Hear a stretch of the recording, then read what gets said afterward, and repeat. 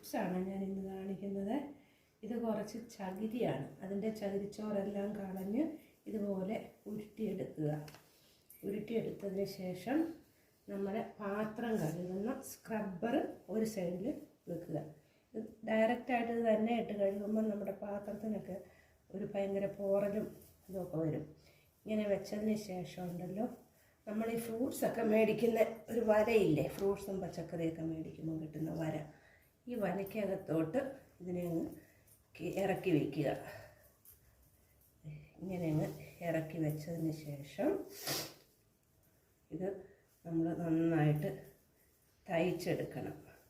ഇപ്പോൾ നമുക്ക് ഒരു വശം വെച്ച് നല്ല കരിയൊക്കെ പിടിച്ച് പാത്രത്തിലൊക്കെ അടുക്കി പിടിച്ച പാത്രമൊക്കെ തേച്ച് കഴുകാനും ഉപയോഗപ്പെടും. ഇത് വെച്ച് നമുക്ക് സാധാരണ പാത്രങ്ങൾ കഴുകാനും നല്ല എളുപ്പമായിട്ടിരിക്കും.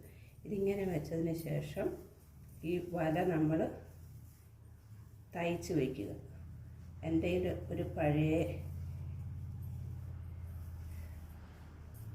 ഇങ്ങനെ വെച്ചിട്ട് തൂർന്നു പോകാത്ത ഒരുപാട് നാൾ നമുക്കിത് ഉപയോഗിക്കാനും പറ്റും. നല്ല യൂസ്ഫുള്ളാണ് പാത്രം കഴുകാനായിട്ട്.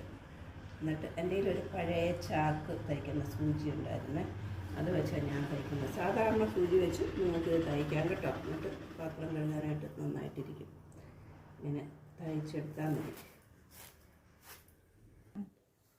ഇതാണ് ഞാനത് തയ്ച്ച് കഴിഞ്ഞപ്പോഴുള്ള നമ്മുടെ ഡിഷ് ക്ലീനർ. ഇത് കണ്ടോ, ഇത് വീട്ടമ്മമാർക്കൊക്കെ നല്ലപോലെ ഉപയോഗപ്പെടും കേട്ടോ. ഈ കൈയുടെ നഖമൊക്കെ ഈ പൊട്ടിപ്പോകുന്നവർക്കൊക്കെ ഇത് വെച്ച് തേക്കുമ്പോൾ അറിയാം അതിൻ്റെ മാറ്റം. നമുക്കങ്ങനെയൊന്നും പെട്ടെന്ന് പൊട്ടിപ്പോകത്തില്ല. ഇത് ഒരുപാട് നാൾ ഉപയോഗിക്കുകയും ചെയ്യാം. വേസ്റ്റായിട്ട് കളയുന്നതല്ലേ ഇതൊക്കെ, നമ്മൾ ചകിരിയും ഈ കവറുമൊക്കെ, അതൊക്കെ വെച്ച് ഒന്ന് ട്രൈ ചെയ്യുക. എല്ലാവർക്കും യൂസ്ഫുള്ളായെങ്കിൽ കമൻ്റ് ഇടുക. Okay, thank you.